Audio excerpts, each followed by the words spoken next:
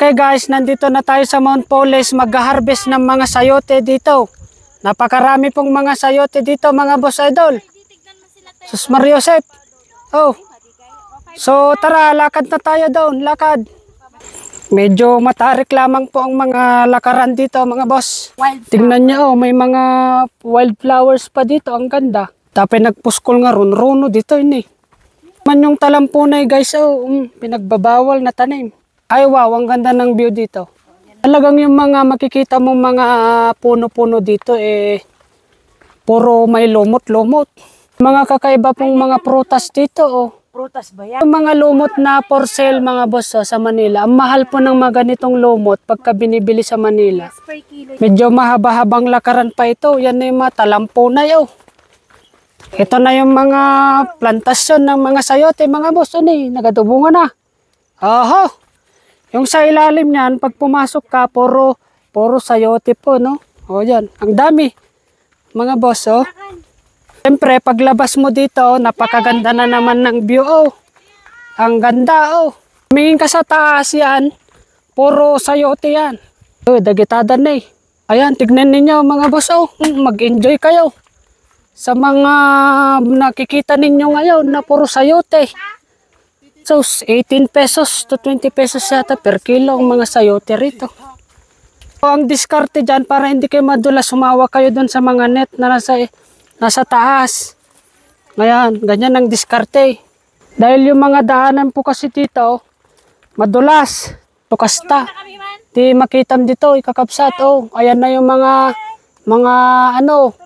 artista po yan. Galing sa abroad yan, mga yan. Grabe kuweba-kuweba. Para siyang kuweba. So kapag nagpapamitas po sila ng mga sayote, usually mga 15 to 20 katao yung kailangan nila rito para lang mag-harvest. So gumagamit po sila dito ng tram, mga tali para maiahon yung mga mabibigat na mga bunga ng sayote paakyat. So kung akala nyo po na ang mga sayote, pinapabayaan lang, hindi po nililinis po tong mga to. So tapos inaabonohan din nila. Pero yung tanim po niya, yung pinakapuno, forever na yan. Gaya yan. So pagka namatay yan, forever na yan na lumalaki. Yan. So linisin mo lang yung paligid, mabubuhay siya. Yan, madulas lang po, madulas yung mga bato niya. So maingat tayo sa pag-step. Yan. Ay wow, may mga gabi pa dito mga boss, ang gaganda. Tingnan nyo itong mga gabi na tumutubo dito sa bundok. Ang lalaki ng mga puno niya, mga boss. Tapos may mga kamote po sila rito. Kulay red yung kamote nila. So dito na po, meron silang parang kubo-kubo rito. Nagluluto, ganyan, parang istasyon nila. Ayan na yung mga artista, mga idol, parang malapit na silang madulas, mga boss.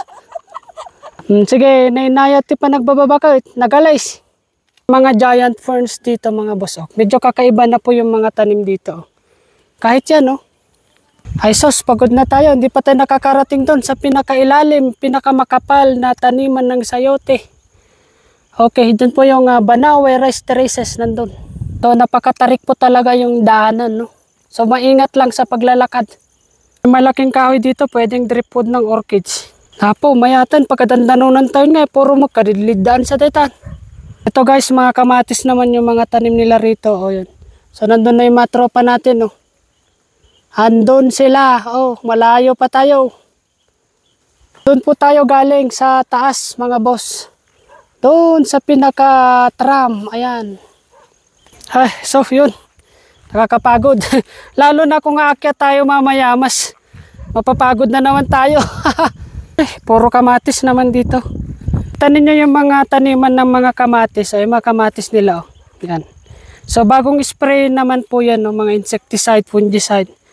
Tignan mo talagang nakahiga na yung mga kamatis. Dahil sobrang bigat ng mga bunga niya. Ayan Grabe. So lahat ng mga madaanan mo dito, puro kamatis mga boss. Sila. So dito naman sa kanan natin na dinadaanan, puro sayote po yung mga naka-uplag dyan. Puro sayote. Ayun, hanggang sa taas. Halos madulas-dulas na po sila. Napakarami na pong mga talbaws. Sa pagkukuha ng talbos, napakalambot po niyan, no? Pag pinutol mo niyan, ang bilis putulin yung talbos niya. O yun. Lambot. So, ang dami pong mga sili. Ayan, isang crate ng sili na na-harvest. Ganda po ng quality ng mga sili, no? Ay, napakasarap pong kumuha ng mga talbos, oh. Yung mga kamatis nila, sobrang bigat na, na ganun na, humiga na sila. Ito po ay mga taniman naman ng sili, no? So makikita ninyo dito yung mga sili nila, lalaki. Ayan, ang gaganda po. Lahat ng mga gulay nila rito ay inilalako, binabagsak po sa Nueva Vizcaya Agricultural Terminal, no? Sa NVAT, sa Bambang Nueva Vizcaya. So Nueva Vizcaya po ay sentro ng mga gulay na binabagsak sa South, sa Metro Manila, sa Nueva Ecija, ganyan. So,